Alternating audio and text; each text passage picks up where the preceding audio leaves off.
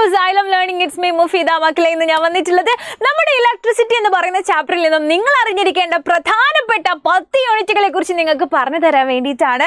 10 MCQസിലൂടെയാണ് നമ്മൾ അത് ഡിസ്കസ് ചെയ്യുന്നത് കേട്ടോ. സോ നമുക്ക് ഫസ്റ്റ് ക്വസ്റ്റ്യൻ നോക്കാം. What is A unit of current എന്നാണ് നമ്മളോട് ചോദിച്ചിട്ടുള്ളത്. നമുക്കതറിയാം. എന്താണടാ അത്? ആംപിയർ ആണ് അല്ലേ? ആംപിയർ ആണ്. നമ്മൾ ഏത് ലെറ്റർ വെച്ചിട്ട് ഡിനോട്ട് ചെയ്യുന്നത്? ക്യാപിറ്റൽ ലെറ്റർ എ വെച്ചിട്ടാണ് അല്ലേ ആംപിയറിനെ നമ്മൾ എന്ത് ചെയ്യുന്നത്? ഡിനോട്ട് ചെയ്യുന്നത്. മറക്കരുത് കേട്ടോ.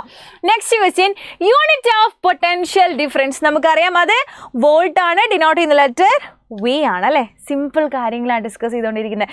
നെക്സ്റ്റ് കൂളം അല്ലേ. കൂളം ബൈ സെക്കൻഡ് എന്താ നമ്മളോട് ചോദിക്കുന്നത്? What is coulomb? കൂളം എന്താ നമ്മൾ അറിഞ്ഞിരിക്കണം. നെക്സ്റ്റ് ക്വസ്റ്റ്യൻ അത് നമ്മൾ പറയും. കൂളം ബൈ സെക്കൻഡ് എന്ന് പറഞ്ഞാൽ എന്താണ് എടാ? കൂളം ബൈ സെക്കൻഡ് നമ്മൾ പഠിച്ചിട്ടുണ്ട് ഒരു equation I is equal to Q divided by T എന്ന് നമ്മൾ പഠിച്ചിട്ടുണ്ട് അല്ലേ. സോ Q എന്ന് പറയുന്നത് ചാർജ് ആണ്, T എന്ന് പറയുന്നത് ടൈം ആണ്, I എന്ന് പറയുന്നത് കറണ്ട് ആണ്. സോ Qൻ്റെ യൂണിറ്റ് എന്താടാ? കൂളം അല്ലേ. ഡിവൈഡഡ് ബൈ ടൈമിന് unit second. Coulomb by second is the unit of current. കറണ്ടിൻ്റെ യൂണിറ്റ് എന്താ? ആംപിയർ ആണ്. സിമ്പിൾ ക്വസ്റ്റ്യൻ ആണ് അല്ലേ.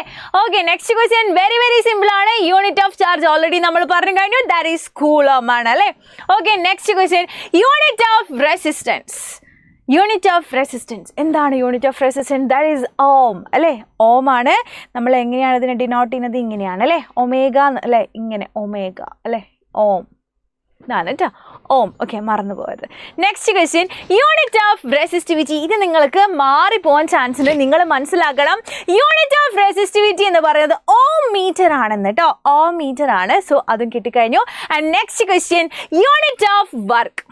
What is the unit of work? That is joule. എന്താണ്? ജൂൾ ആണ് കേട്ടോ. Next question unit of heat. നിങ്ങൾക്ക് മാറിപ്പോകാൻ ചാൻസ് ഉണ്ട്. നിങ്ങൾ മനസ്സിലാക്കണം യൂണിറ്റ് ഓഫ് ഹീറ്റ് എന്താണ്? ജൂള് തന്നെയാണ് കേട്ടോ. ജൂളാണ്. ഓക്കെ, മാറിപ്പോകരുത്. ദെൻ യൂണിറ്റ് ഓഫ് പവർ അല്ലേ. പവർ നമുക്കറിയാം എന്താണ്? വാട്ടാണ്. വാട്ട് മറന്നു പോകരുത് കേട്ടോ. Then unit of energy. What is the unit of energy? എന്താണ് മക്കളെ? That is ജൂളാണ്.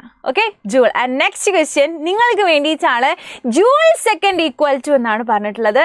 നിങ്ങൾ തീർച്ചയായിട്ടും കമൻറ്റ് ചെയ്യണം. നമുക്കൊരു ഇക്വേഷനൊക്കെ അറിയാം അല്ലേ. എന്താണ്? P is equal to energy by time എന്ന് പറഞ്ഞ ഒരു ഇക്വേഷൻ നമ്മൾ പഠിക്കുന്നതാണ് അല്ലേ. എനർജി ബൈ ടൈം, അല്ലെങ്കിൽ നമ്മൾ പറയലുണ്ട് power is equal to heat by time എന്നൊക്കെ നമ്മൾ എന്ത് ചെയ്തിട്ടുണ്ട്? പഠിച്ചിട്ടുണ്ട് അല്ലേ. Heat by time. ഇതിൽ നിന്ന് നിങ്ങൾക്ക് എന്തെങ്കിലും കണ്ടുപിടിക്കാൻ പറ്റും?